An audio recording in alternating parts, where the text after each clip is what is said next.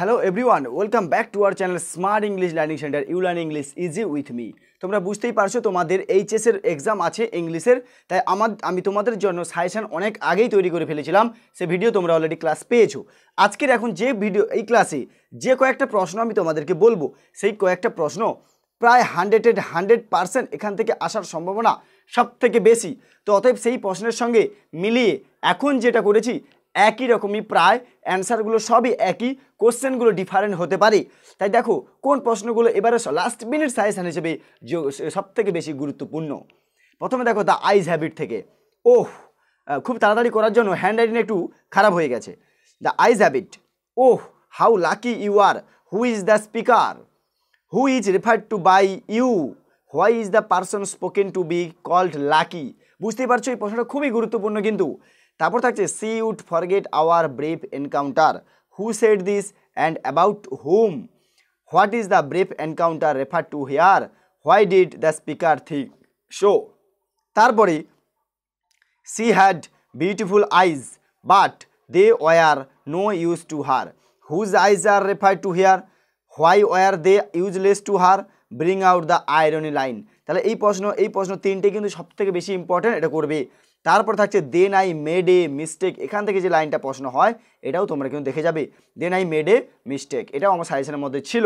তো যারা আগের সাজেশনগুলো করেছো বা করতে পারো নি, তারা কিন্তু অবশ্যই এই তিনটে প্রশ্ন কিন্তু অবশ্যই ভালোভাবে করে যেও। এরপর দেখো স্ট্রং রুট থেকে, যেটা আমি তোমাদের বলবো তোমরা অবশ্যই করবে। স্ট্রং রুট থেকে our locality was predominantly Muslim. Who is the speaker? How does the speaker describe the locality? What picture of communal harmony do you find in this description? এই প্রশ্নটা সব থেকে বেশি গুরুত্বপূর্ণ স্ট্রং রুট থেকে এই প্রশ্নটা দেখে নাও ভালো করে। 2 নম্বরে বলেছি what was Kalam's father response about the relevance of prayer, অথবা অ্যাবাউট প্রেয়ার, এরকম যদি কোনো প্রশ্ন পড়ে এই প্রশ্নটাও কিন্তু ইম্পর্টেন্ট প্রশ্ন আছে স্ট্রং রুট থেকে। বুঝতে পারলাম? দেখো শুধু সাজেশনগুলো বলছি আমি। থ্যাংক ইউ ম্যাম থেকে দেখো গুরুত্বপূর্ণ প্রশ্নটা আমি বলবো, I would teach you right from wrong. ঠিক আছে, I would teach you right from wrong. Who said this to whom and when? How did the speaker transform the person spoken to here? 2 নম্বরে বলেছে, এটা গুরুত্বপূর্ণ প্রশ্ন। 2 নম্বরে you gonna take me to jail. Who said this to whom? Why did the speaker think so? What reply did the speaker get? এটাও গুরুত্বপূর্ণ। 3 নম্বর প্রশ্নটাও খুবই গুরুত্বপূর্ণ। I am sorry lady, I am sorry. Who said this? Why he really sorry? Was he really sorry? When was the speaker A changed person? When was the person A changed person? তাহলে এই প্রশ্নের উত্তরটা 3টে প্রশ্ন করে যাবে কিন্তু গুরুত্বপূর্ণ সব থেকে। আশা করি এই প্রশ্নগুলোর ভেতর থেকে তোমরা পাবেই। এরপরে 3 কোশ্চেন থেকে দেখো 2টো প্রশ্ন আমি রেখেছি।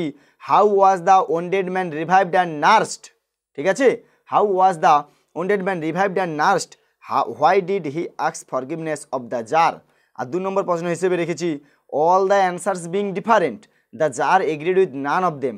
What were the question to which the tsar got different answer? কোন প্রশ্নগুলো? প্রশ্নটা বলতে হবে। Whom did he decide to consult? ঠিক আছে, এটা কার সঙ্গে সে ঠিক করলে যাবে কনসাল্ট করবি। Where did the person live? কোথায় থাকতো সে? What was he famous for? এইভাবে পার্ট করে 3 + 2 + 1 এরকম করে থাকতে পারে যে প্রশ্নগুলো। এখান থেকে খুব ভালো এই প্রশ্নটা কিন্তু তোমরা দেখে যাবে মাস্ট 3 কোশ্চেন থেকে। এবং যদি পারো আরও যে সাজেশন দেওয়া ছিল সেখান থেকে কোশ্চেনগুলো করবে, কিন্তু এগুলো অবশ্যই তোমাদের করে যেতে হবে।